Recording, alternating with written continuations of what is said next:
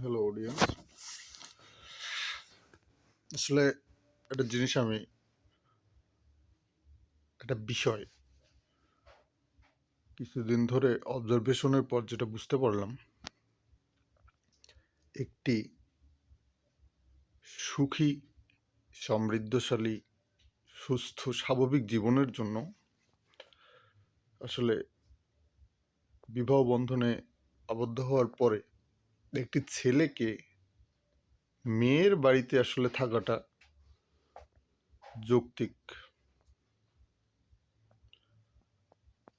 আর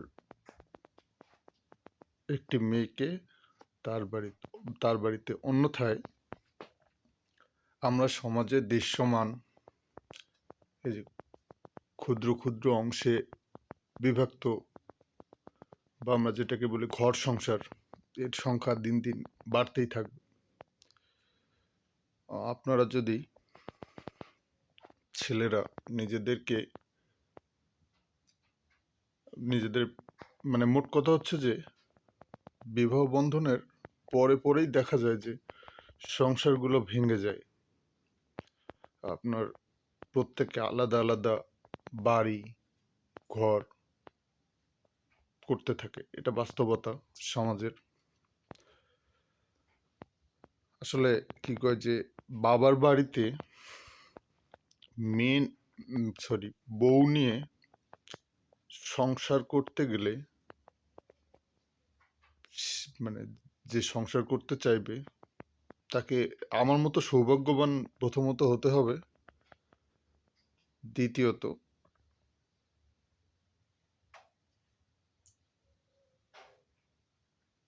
শক্তিশালী মানসিকতার অধিকারী হতে হবে। আপনাকে সহ্য করার সক্ষমতা থাকতে হবে, পরিস্থিতি মোকাবেলার সক্ষমতা, সমস্ত কিছু মিলিয়ে। তো এই বিষয়গুলো আপনার জন্য খুবই কষ্টসাধ্য হয়ে পড়বে, যেটা আপনার জীবনের গতিশীলতাকে হ্রাস করবে। সেই সাথে আপনি শারীরিক, মানসিক, তারপর বিভিন্ন অসুবিধায় ভুগতে থাকবেন। এটা বাস্তবতা। যদিও সমাজে এই সমস্যাটা সর্বক্ষেত্রে বিদ্যমান, তবুও আমি বলবো যে আপনাদের প্রত্যেকের জন্য এটা বুঝতে পারাটা খুবই গুরুত্বপূর্ণ। সেই সাথে আমরা যেটাকে বলি সম্পর্কগুলো, আপনাদের স্বার্থ সামর্থ্য সবই ঠিক থাকবে, অন্যথায় আপনারা অনেকগুলো সমস্যার সম্মুখীন হতে থাকবেন। নিজেদেরকে এলোমেলো মনে হবে, যেটা সবসময় লক্ষ্য করা যায়। আমার নজরে আসে যে প্রত্যেকেরই কোনো না কোনো ত্রুটি, ঘাটতি, বিচ্যুতি ইত্যাদি চলমান। তো বিষয়গুলো আসলে নজরআন্দাজ করার কিছু নেই। কেউ বলতে চায় না আত্মমর্যাদার স্বার্থে, কিন্তু বাস্তব জীবনে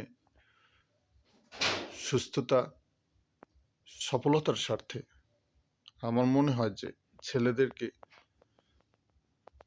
যেটাকে বলা হয় ঘর জামাই থাকা উচিত। প্রত্যেককে ওই সমাজ ব্যবস্থাটা দ্রুত, ওই সমাজ ব্যবস্থায় ওই সমস্ত লোকজন দ্রুত ডেভেলপ করতে সক্ষম আপনার সব দিক থেকে। আর যদি আপনি এই বিষয়টিকে নজরআন্দাজ, হেয় প্রতিপন্ন বা নিজের আত্মসম্মানে আঘাত এরকম কিছু মনে করেন, তো এটা আপনার শারীরিক, মানসিক, তারপর হচ্ছে আপনার সংসার, আপনার পরবর্তী প্রজন্মের জন্য সমস্যা স্বরূপ। আবার কি কয় যে আপনার যে বাবার যে বাড়ি বলেন আর যেটাই বলেন, যতটুকু আপনার সম্বল, এতটুকু আপনার পরবর্তী প্রজন্মের জন্য ফেভার, সাপোর্ট হিসাবে কাজ করে, কিন্তু আপনার এগেনস্টেই কাজ করে। এই বিষয়টি আপনাদের মাথায় রাখতে হবে, তাহলে দ্রুত সামাজিকভাবে বলেন আর যেভাবেই বলেন, আপনি সুখী সমৃদ্ধ হতে সক্ষম হবেন। আহ, আশা করছি যে বোঝার চেষ্টা করবেন না, কারণ বোঝার মতো মানসিকতা এইসব, মানে বুঝে নেওয়ার মতো বা এক্সপেরিমেন্ট করার মতো মানসিকতা, তারপর হচ্ছে সক্ষমতা আপনার মাঝে থাকবে না, এটা অস্বাভাবিক কিছু নয়। তো কাজেই করে দেখুন। অনেকেরই আছে তো যে বাড়ি চেঞ্জ করার সুবিধা, চেঞ্জ করে দেখুন, ভালো ফল পাবেন ইনশাল্লাহ।